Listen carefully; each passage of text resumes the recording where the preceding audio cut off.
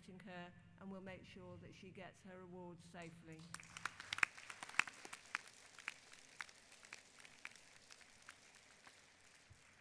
Thank you. I call paragraph 5.6. And colleagues, I'd now like to welcome this morning's keynote speaker, the leader of the Labour Party, Keir Starmer.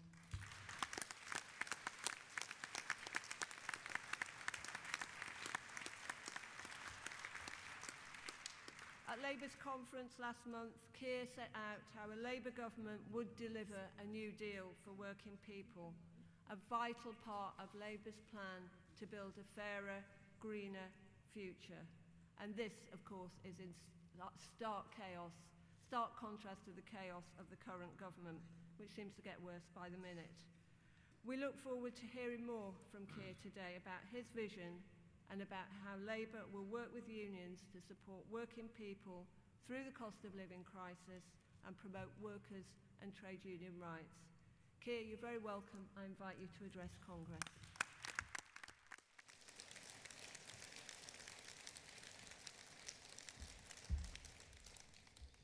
Thank you, Sue. Thank you, Congress. And it's a privilege to come and speak to you at such an important time. I have to say, with everything going on, I'm a bit nervous to turn my phone off for half an hour or 45 minutes. We really don't know what will have happened by the time we turn it back on. Can I just say, watching that video and hearing the words of the reps there was really moving, I think, a real reminder of the importance of the trade union movement. But look, before I go any further, I want to say thank you to the General Secretary, my friend, a giant of the Labour movement, Francis.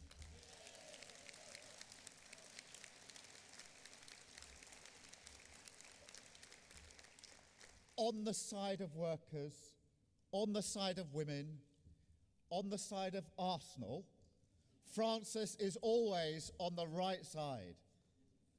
But Congress, especially during the pandemic, where her determination to fight for working people was an inspiration to all of us. Congress, never forget, it was Francis who led the employers and the government to the furlough scheme. A tripartite deal for those troubled times, a true collective agreement for the nation. Without her deal, 10 million workers would have been jobless during a monumental social crisis. And my Labour Party supported it every step of the way, including on the many occasions the government wanted to scrap it prematurely. We will never forget that leadership, Francis. Thank you for that.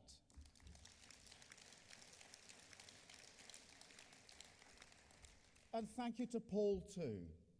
The organising you did to keep workers safe during the crisis saved countless lives. I know how much our movement is in your blood. I also know that you're an Everton fan. So as the TUC moves from red to blue, I look forward to working with you as Britain moves in the opposite direction.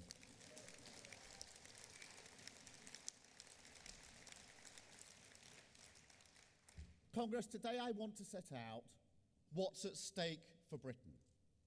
Because while politics is always about choices, the choice now is as stark as it gets. We face a battle for the soul of our country, who we are, who we're for. The Labour choice is a Britain that is fairer, greener, and more dynamic.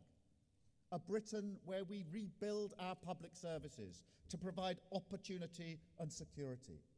Tackle the climate emergency head on. Use it to create jobs and industries of the future. Restore faith in politics as a force for good. Get Britain's hope, its confidence, and its future back. But the first step, the foundation that all this rests on, is respect for the working people who create the wealth that drives our country forward. It's not just the privileged few who grow Britain's economy. The Tories are so wrong about that. It's the cleaners, carers, nurses, teachers, engineers, physios, scientists, shop workers, drivers, builders, bartenders, teaching assistants, technicians, cooks, warehouse workers, posties, farmers, small business owners. Who grows our economy? Who's growth for? The right choice, the only choice, the Labour choice is working people. And my government will be dedicated to building an economy that works for working people.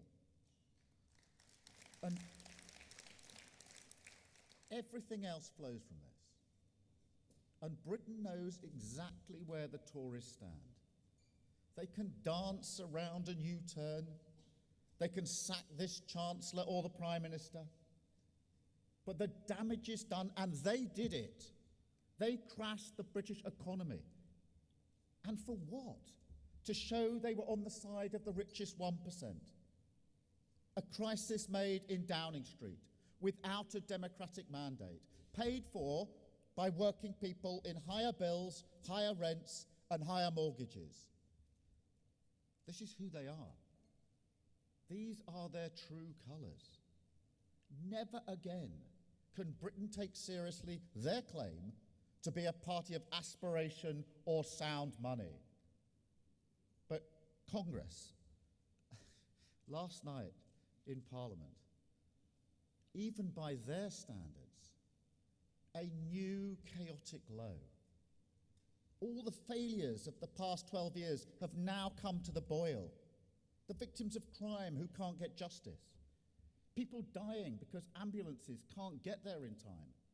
Millions going without food or heating. And none of it can drum into the Tories the idea that our country must come first. They lack the basic patriotic duty to keep the British people out of their own pathetic squabbles. And it's wrecked the finances of our country and for millions of people. This cannot continue. Britain deserves better. Britain cannot afford the chaos of the Conservatives anymore. We need a general election now.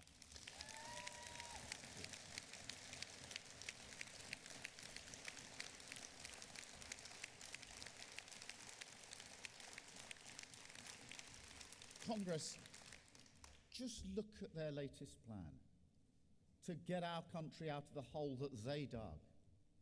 They turn to austerity. They turn to you, to your members and their rights. Congress, I'm sure you've heard that tape, how the Prime Minister thinks that working people lack skill and application. Heard her say that your members don't graft hard enough. It's delusional. It's insulting.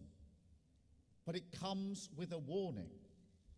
Because look around the country. A national emergency on the cost of living, public services on their knees, working people grafting every minute of the day, still unable to make ends meet. And ask yourself this. With that warped logic in charge, what happens when the Tories finally see the full reality of what they've done? I'll tell you. They'll lash out, double down, attack my party, our movement, and your members. So Congress, let me stand here and spell this out. If they bring forward further restrictions on workers' rights or the right to strike, we will oppose and we will repeal.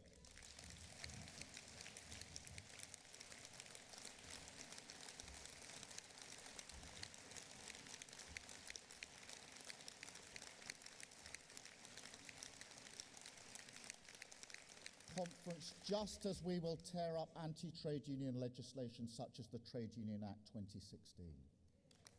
Absolutely.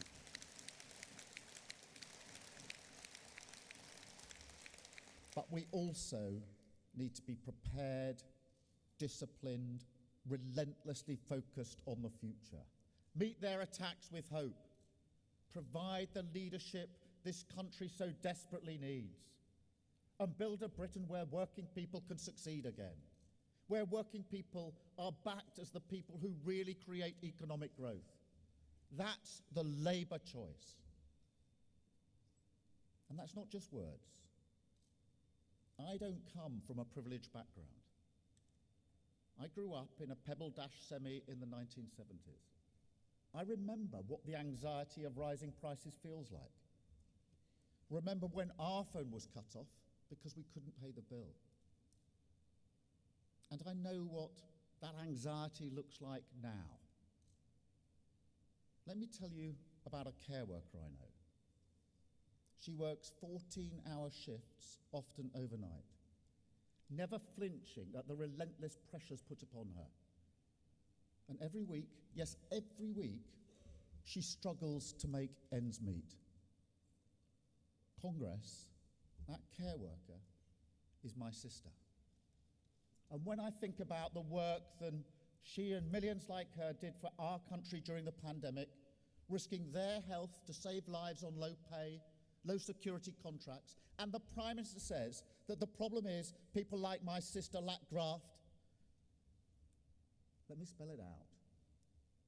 The fight for fair pay, the fight for good work, the fight to make our economy work for everyone, not just a privileged few, is personal for me. And I will not rest until we see a Britain based on those values. That's the Labour choice.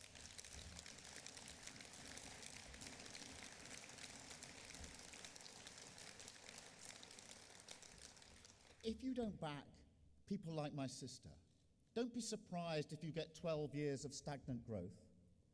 That's why we backed working people on rising energy prices. When the Prime Minister argued against handouts, Labour provided the clarity the nation needed. We said, this winter, not a penny more on anyone's bills, and we'd make sure the oil and gas companies pay their fair share.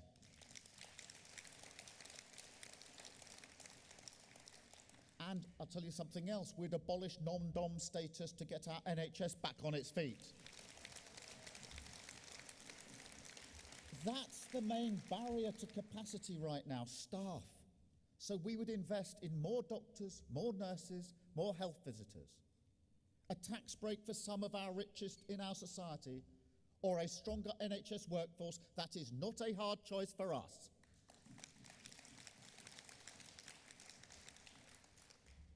But to end this cost of living crisis once and for all, we also need a long-term plan. A plan that will deliver cheaper bills and higher energy standards for working people, growth and jobs in all parts of the country, and real independence from tyrants like Putin, who weaponize fossil fuel exports and threaten our security. That's what our Green Prosperity Plan will achieve. 100% clean power by 2030. Investment in wind, solar, nuclear, hydrogen, green steel, and carbon capture. Training for plumbers, electricians, engineers, software designers, technicians, builders. A national sovereign wealth fund that generates growth and private investment. Insulation for 19 million homes. And Great British Energy, a publicly owned company that takes advantage of the opportunities in clean British power and turns them into good, secure, high-paid British jobs.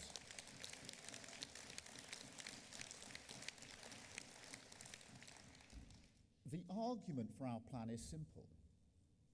Green energy is already cheaper than fossil fuels, 9 times cheaper.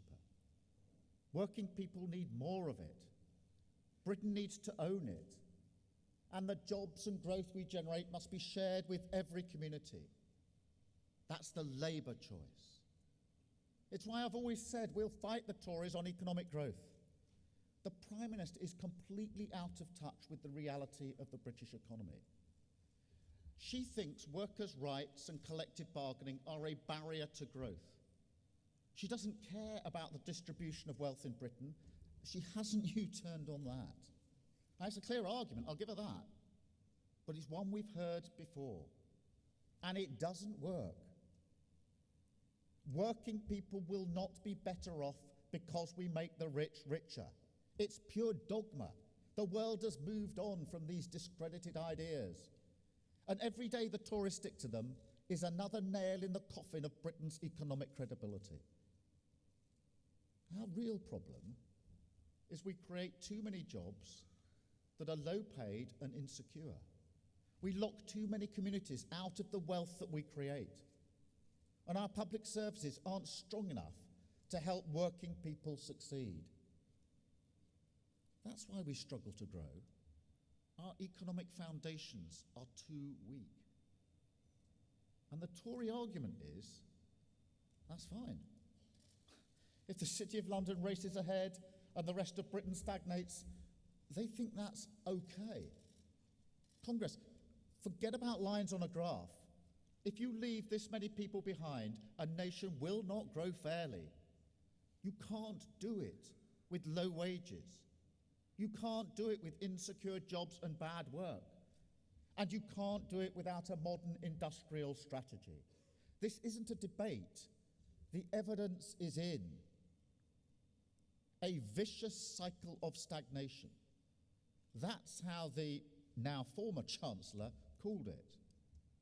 And on this one thing, he was right. 12 years of Tory stagnation have left the average British family £8,800 poorer than other advanced economies. Economies like France, Germany, and the Netherlands. Economies that do have stronger collective bargaining, do have stronger workers' rights, do have a fairer share of wealth across their country. These things are not a barrier to growth or higher productivity. They go hand in hand with it. That's the Labour choice. So we will strengthen the role of trade unions in our society.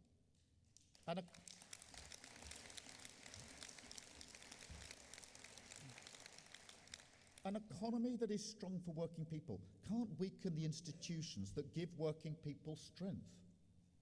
And it cannot be built on insecure foundations. Security at work is the bedrock for aspiration and opportunity, for giving people the confidence to get on. Nobody does their best if they're racked by fear about the future, if their contract gives them no protection to stand up for their rights at work, or if proper safety net doesn't support them in times of sickness and poor health. That's what Labour's New Deal for working people is all about. That's why we'll end fire and rehire, ban zero-hour contracts, extend parental leave, strengthen flexible working, better protection for pregnant women, mandatory reporting on ethnicity pay gaps, statutory sick pay for all, a single worker status, no more one-sided flexibility.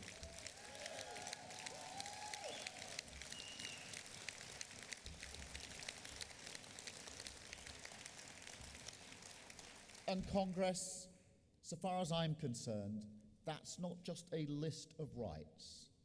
It's a statement of intent on social justice, on fairness, whose side we're on. More security for every worker in our country. And because of that, a stronger foundation for working people to aspire and get on. That's the economic dynamism Britain needs. That's how you get growth. That's the Labour choice. A choice that provides the basis for true social partnerships. A modern industrial strategy where we unite to tackle the country's challenges on behalf of working people. I will say this here. I'm not just pro-business. I want to partner with business to drive Britain forward. And I'll say the same about trade unions to the CBI. You saw the deal Francis struck during the pandemic. The results speak for themselves. It's a model Mark Drakeford had used successfully in Wales. And it can work because the vast majority of business leaders don't buy into the Tory trickle-down fantasy. They're not knocking on my door saying they want to rip up employee rights. They don't tell me the problems that they face will be solved by corporation tax cuts. They want fair taxes, high skills, and the long-term stability to invest. We can work with that. We will work with that. We'll set up a new Industrial Strategy Council, a permanent part of the landscape that brings in the creative genius of science in our universities, holds us to account on our decisions, helps businesses to innovate and grow, and delivers a real partnership between government, business, and unions. This is how we can give Britain the stability it needs for higher investment. A long-term plan, not a short-term fix. That's the Labour choice. But when we talk about economic stability, I want to be frank. The damage the Tories have done to our finances and our public services mean things are going to be really tough, now and during my Labour government. We cannot take any risks with the public finances. We have to restore economic stability, be the party of sound money. You've all seen the damage that can be done from fiscal irresponsibility. When you lose control of the economy, as the Tories have done, you lose the ability to do anything. And working people pay the price. That will not happen with Labour. I will not let it. It doesn't mean we have to take a back seat on fair pay. Low pay is the biggest barrier to a fairer, more dynamic Britain, bar none. A huge drag on our prospects for growth and social justice. We need a minimum wage that reflects the cost of living. And with a Labour government, that is exactly what Britain will get.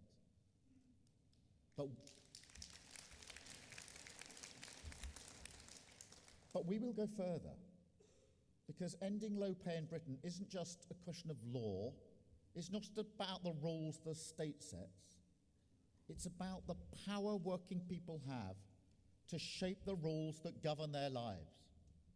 So my Labour government will end the Tory race to the bottom on pay with fair pay agreements. Agreements that will make work pay for the people who create Britain's economic growth.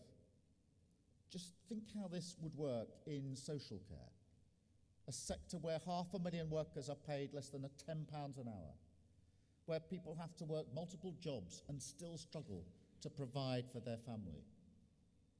With our fair pay agreements, social care employers and unions will have to get around the table and negotiate, and the deal they strike will set the floor for every social care employer in the country.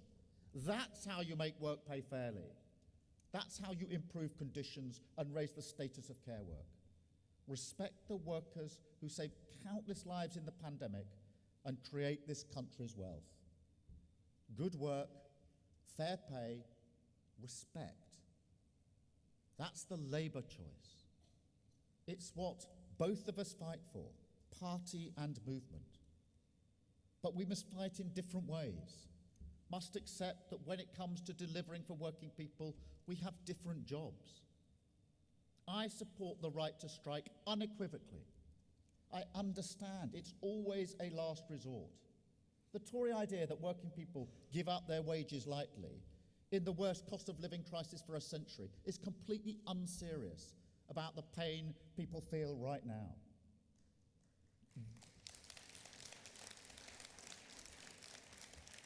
You're representing the democratic choice of your members. You're doing your job, and I respect that. But my job is different. The single most important thing I can do for working people is to make sure we win the next election and get a Labour government.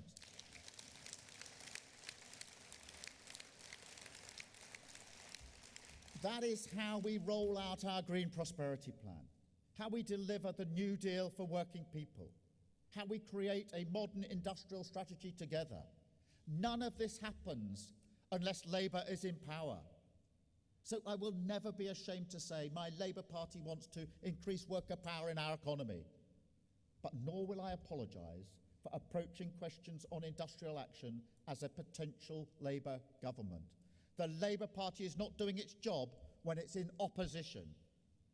I will not let this be an era of Tory chaos, stagnation, attacks on working people. We can't go on any longer. This can't be a rerun of the 1980s. That's what they want. Liz Truss has torn away the veil. They're not even pretending anymore. The battle is here. A battle where all the usual signs of Tory decay, crumbling public services, the run on the pound, the question about how we keep the lights on, and the brutal hit to living standards of pensioners, families, and the poorest in our society will be turned back on us. The Congress, have no doubt about what's coming. Take nothing for granted. This winter will be brutal. We must do everything we can to look after people. But the Tories will not give up on power. That's not who they are. Our country is crying out for decisive leadership, and Labour will provide it. We will work every day to earn the trust of the British people, meet their ambitions for real change, walk towards a better future, and put this Tory trickle-down nonsense back in its box once and for all. That's the choice for Britain. A Tory party that's lost control of itself and the economy, or a Labour government that delivers fair pay, good work, and prosperity for all.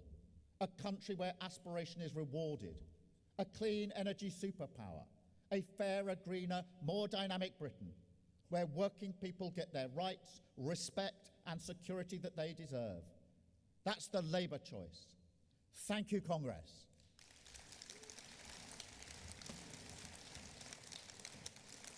Thank you. Thank you.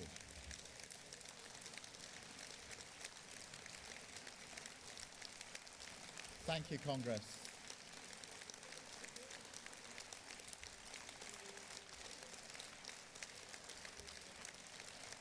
Thank you, Congress. Thank you.